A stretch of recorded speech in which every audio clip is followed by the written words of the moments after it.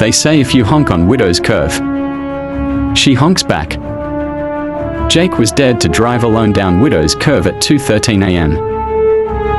Local says a woman died there waiting for her husband, who never came. If you honk at the dead tree near the bend, she'll answer. Jake honked once. Nothing. He laughed. Then, a loud honk blasted behind him. He turned. No cars. Only the faint outline of a woman in white, floating toward him. His car was found the next morning. Empty.